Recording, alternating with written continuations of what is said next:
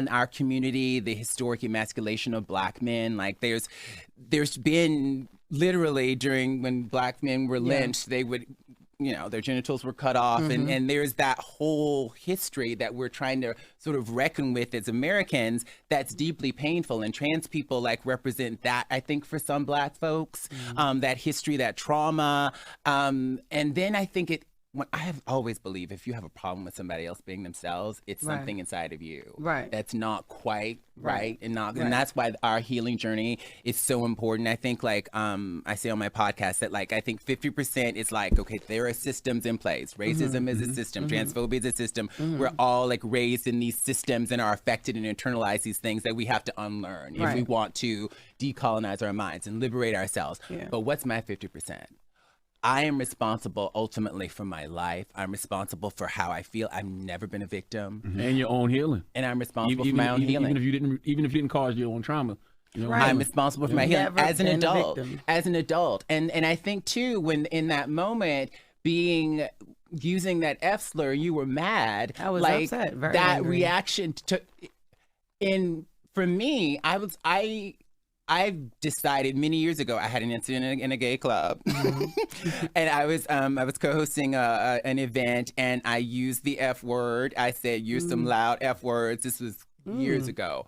After the show, these two Black gay men came up to me and read me for filth. And I'm there with my friend Ari, may he rest in peace. And I'm like, "No, we're reclaiming that word, and I'm trans." And they were like, not having it. And I talked to my friend Ari, and I was self-righteous. I was like, we're reclaiming that word. We're taking the power away from that word. And Ari was like, absolutely. Then I talked to my brother. My brother is identifies as a practicing homosexual. He doesn't like the word gay. He thinks it's a white bourgeois construct, and he prefers the idea of practiced orientation. Y'all twins, anyway, right? We're twins. Okay. And I talked to my brother about it, and I expected my brother to be like, yeah, they were crazy and they were wrong. And my brother was like, that's not your word to reclaim. And I was like, but no. And it's like, that's not your word to reclaim. And then he said it a third time, and then I started crying. Because I had to admit that I said something that was hurtful. I saw the hurt in their eyes. And I immediately became defensive. And that defensiveness, I get, but like that uncomfortability, that moment of sitting with like, I hurt somebody and I didn't intend to, but I hurt somebody, and that felt awful. So that's how it was for me when the whole community, what felt like the whole community was, because like that's like half of my fan base, LGBT. Like what? Like my community has come hard for me too, and it's painful. And then sometimes it's like, yo, I know I didn't mean that. I didn't mean to hurt all of y'all, or with that word. Trying to hurt that one person. I'm trying to hurt that one person because he was trying, and only because he was trying to hurt me. Not even, I think this way about all, like, nah. And it was like, it was kind of hard to come back from. I was the first social media influencer to be canceled, and then by such a big community of people who supported me and was with me up until that point. What's the healing for you? Because I think for me, like, is there? Would I want to be in a moment where I let someone have me go out of character to insult them?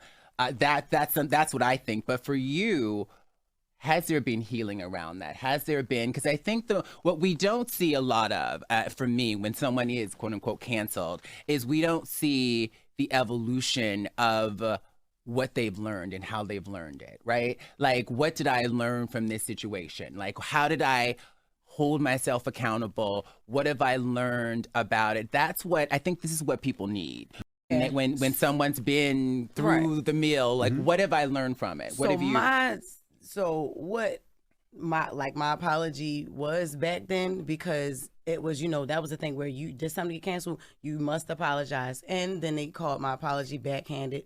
Like I said before, and Laverne, I'm always think like this. I'm like, look, if you want me to respect you, you must respect me.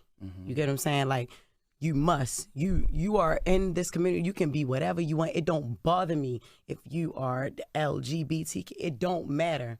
You will respect me as who I am, and I'm gonna respect you as who you are. You could have said anything. Oh, you ugly. You da-da-da-da. You called me that because that was gonna get a reaction. Like, you called me a slur that that if somebody said that to you, you hate it. Like you can't. That's an unspoken word. You can't. You said it yourself. Like other transgender can't even spew that word. Like, you know what I'm saying? You said the F word. Them two men, they ain't like that. Like what? You're a part of the community. You still can't say it. You have to respect me if you want me to respect you. Like, so when I apologized to the community, I said, I meant what I said to him. I said, man, y'all want me to respect. It starts with respect. No matter if you know the person or not. Everybody a human being. You're a human being first. That's what you are first. I hear you. Everything else after. But offer, that's how I'm going to always be. But yeah. I hear you. May I offer, I can't make anybody do anything. Absolutely. I can't make anybody respect me. I actually, like, so much of my healing work around relationships is I can't make somebody love me. I can't make somebody treat me right. I can't make somebody see me. I can take myself out of the situation. I can put myself in a situation where someone can see me, can respect me, and is able to. Yeah. Some people aren't able to respect us because they don't respect themselves. That's real. Right? So I can't make somebody do something. And so like the whole you will respect me thing, I'm like, people, they might not. You know, I feel like I come with nothing but love and I work my ass off. And there's so many people who are only going to see my transness and never see the excellence, see the hard work, see the talent. And I can't make them do that. I can't make them do that. Do you ever get tired of being, I don't want to say the face, but the person that everybody comes to when there's a joke that people don't like, or when somebody says something in a lyric or the spokesperson for all trans issues. Do you get tired of that? I'm not anymore. There's so many more of us. And what I love about my career and what I'm really proud of is that I'm the first openly trans person to be nominated for an acting Emmy, but I'm not the last. I'm the first trans person to be on the cover of Time magazine, but I'm not the last. There's so many more trans people with the platform now. What I am frustrated by with these legislative attacks against trans people now is that people aren't talking to enough trans people. There's like lots of pundits and people who like talk about trans issues without a trans person in sight. There used to be a time, I'm old enough, where, you know, people would talk about trans issues and actually bring on trans people to talk. What I've learned is I can't speak on every issue because it's exhausting. This stuff is also traumatizing. Transphobia is traumatizing. Racism is traumatizing. Misogyny is traumatizing, and I can't live in that space. I can't live in that space all the time. And I know that 2020 taught me that too. Girl, trauma on top of trauma. So sometimes I have to go away and not speak on those things. And I'm so blessed that I get to have a public platform where I don't talk about being trans at all, where I get to go on the red carpet and I talk about artists and their work. And I go on my show and I talk about artists and their work. And so it can't always be about that. I love being trans. Trans is beautiful. I always say I'm not beautiful despite my big hands, my big feet, my wide shoulders, my deep voice. I'm beautiful because of those things that make me noticeably trans.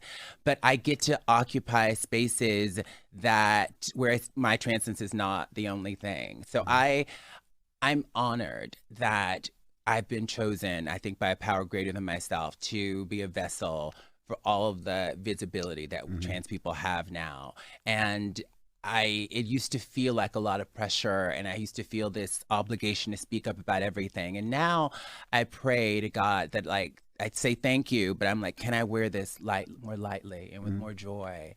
And I'm getting there. And I'm getting there by staying in the love. I started ending my emails like, God, 20 years ago, stay in the love, to remind myself and my fellow artists that we got into this because we love it, not because the business part of being an artist is treacherous, but I love it. And I think love is always the solution. When I talked to Cornel West on my podcast, he said a lovely thing to me, that I'm in the tradition of love warriors that we've had in the Black community from, time memoriam. Like he said, that, they hated us, but we have taught people how to love as Black folks. We consistently do that. And like that, for me, is what it's all about. It's about existing and inhabiting love and putting that out there and hopefully getting that back.